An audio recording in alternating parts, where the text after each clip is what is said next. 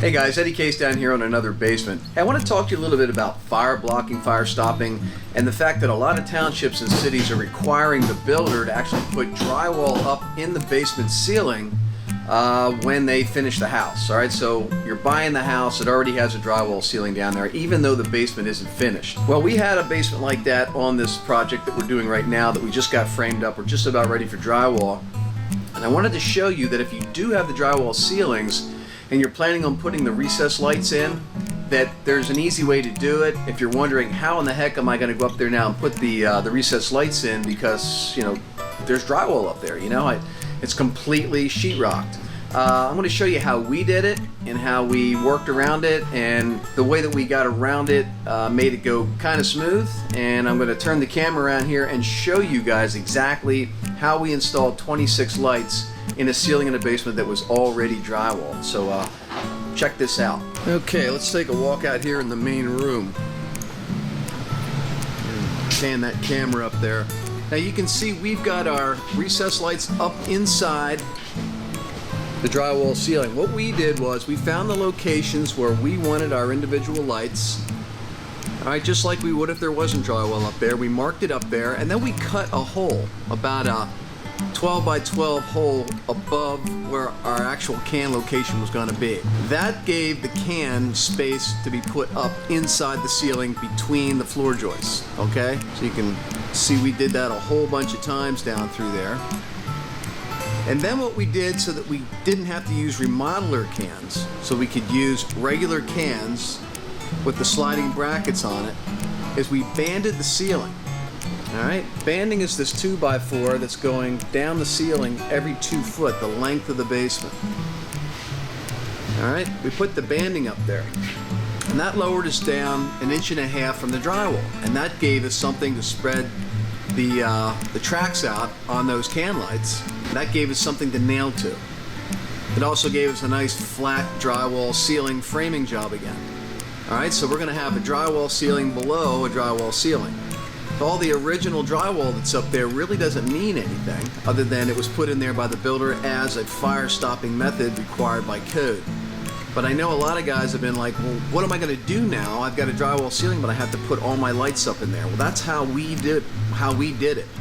Now you can either wire the can from hole to hole by just pulling the wire up through the ceiling, okay, and back down through the other hole, or you can simply staple, and I'll pan up there, you can simply come out of the can and staple the wire right to the side of the banding and run it down to the next can. Okay, so you can either go hole to hole up inside the ceiling, or you can staple your wire down the side of the banding to get from can to can.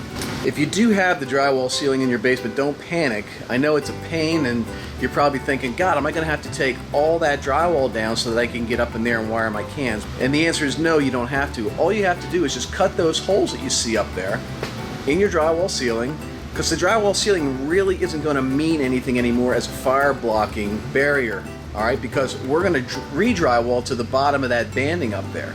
Alright, so we're going to be putting another solid drywall ceiling to the bottom of the banding. So you can cut holes in that original drywall up there until the cows come home. It doesn't mean anything. You can knock it out with your hammer, cut it out with a drywall saw, whatever, to make the holes for the lights. But that old ceiling is passe. It really doesn't mean anything because you're putting a new drywall ceiling under it to the banding. Alright, I hope that makes sense to you, and I hope that helps you out if you had that question of what am I going to do. I've got a drywall ceiling in my basement, but I want to do the recessed lights like everyone does. That's how we got around it. Okay, and the other part of the drywall ceiling debacle is going to be your HVAC feeds, okay? And in our case, we had the drywall ceiling going here, and we had to get, I think, 4 feeds up into the ceiling. Now the drywall was an inhibitor again, so let me spin the camera around here and I'll show you how we came off the main trunk, the feed trunk and the return trunks off the main stack.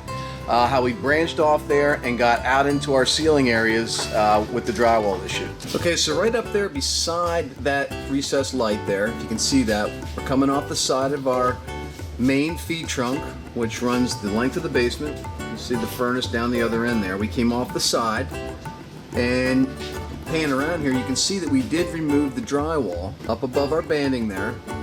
Okay, and that's how we snaked over from the feed trunk up over into the floor joist cavity and then out into the center of the ceiling. And you can see our blocking, our 2x4 blocking that we put around the 90-degree boot up there.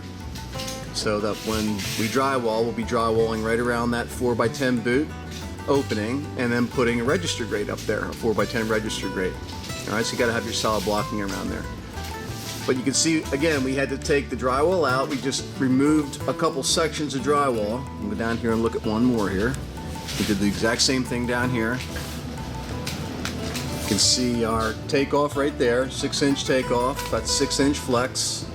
We removed the drywall and got ourselves out here in the center of the room, up this end of the basement, and did another 4x10 boot up there. Another 90-degree boots up there, 4x10 grates will be put on those. Okay, so that's really it, and what you have to contend with. The lighting and the HVAC is generally the only two things that you're going to have to contend with when you're going up and over an existing drywall ceiling put in by the builder for fire blocking code enforcement, okay? And in this particular township where we're working, the builder had to adhere to that code. It's not that way in every township and every city that we work in, but in this particular township, it had to be done, so we had to contend with it here. So I hope that helps you with your basement ceiling issue if you've got the drywall ceilings yourself. I'm Eddie Case. If you like this video, hit the like button. If you haven't subscribed to my basement YouTube channel, please do. I got a lot more good basement finishing ideas and construction techniques coming your way.